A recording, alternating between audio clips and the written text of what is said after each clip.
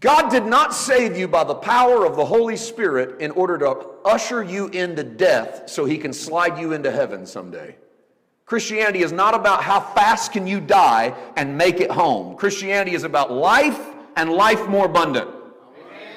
Jesus said, I have come that you might have life and that you might only have a little bit of it because it's so bad, so hard, and so tough that I'm going to take it from you really, really fast so you make it home before you backslide.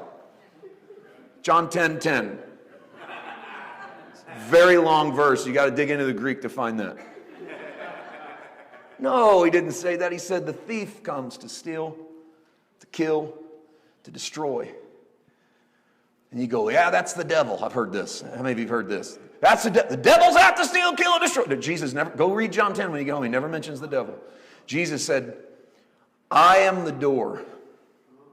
And any man that comes in to the Father any other way than through the door, that man's a thief and a robber. And he said, every man who has ever came before me is a thief and a robber. But I've come that you might have life and that you might have it more abundant. He never mentioned the devil. He mentioned all of the power of the fleshly commandments that have been laid in front of you, to rob you of the joy that is yours in knowing Jesus. Isn't that amazing? Jesus said, I've come that you might have life, that you might have that life more abundant, that you can have that life springing up inside of you. So when you see Jesus, watch Jesus move. Watch how he moves through the planet. Watch how he interacts with people.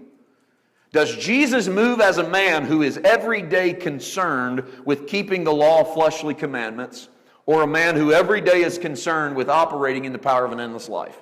And this is the choice you have to make in life. You see, it's easy to operate yourself under the power of fleshly commandments. I didn't say you were good at them.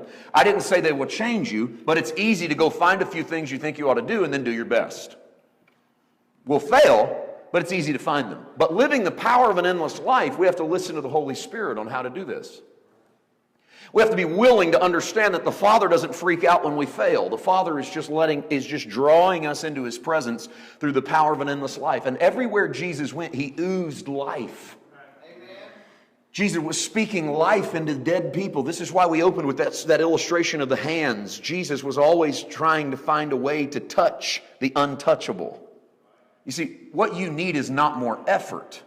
What you need is the power of His endless life, charging and fueling you each and every day. The law of fleshly commandments has come out like this a lot of times in the church too. I don't know, maybe you got into this. Maybe you're reading this right now. It's on your coffee table. I'll leave that between you and the Lord. But we all really for about 10, 15 years ago got real obsessed with being driven by purpose in the church. It was how we were going to build our churches. It was how we were going to build our youth groups. It was how we were going to save our marriages. People who were driven by having a purpose. I think from the very outset, and I'm not throwing any stones, but I think from the very outset it missed the heart of God. And I'm going to tell you why.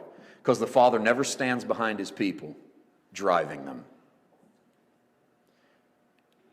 Shepherds don't, this isn't a cattle drive. He didn't call you a cow. He called you a sheep. I watched a show the other day on shepherds and sheep, and the shepherd walked into the field, and all of the sheep ran over to him. He didn't say a word.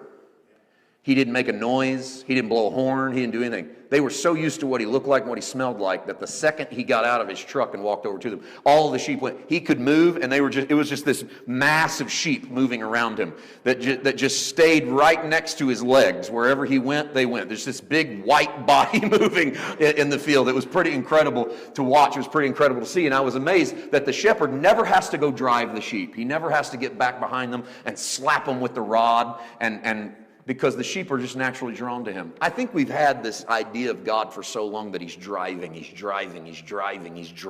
do, He's driving me to be better. And the reality is that your Father is sitting in a posture of rest. He's been sitting down since the day you met Him. And all He's been doing is saying, come to me. What'd Jesus say? Come to me. All you that labor and are heavy laden, and I'll what? I'll give you rest. I won't even make you pay for it. We miss that sometime. I'll give it to you. Come to me.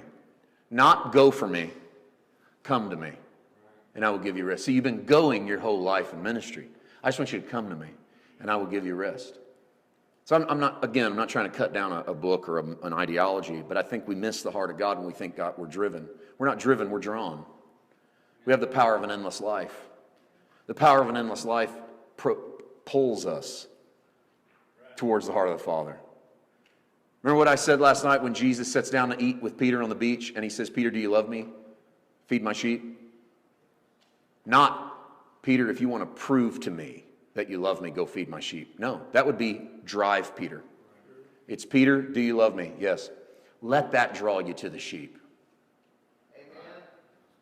That'll pull you to the sheep, because when you think about loving me, you're going to think about me loving you. That's going to pull you to the sheep.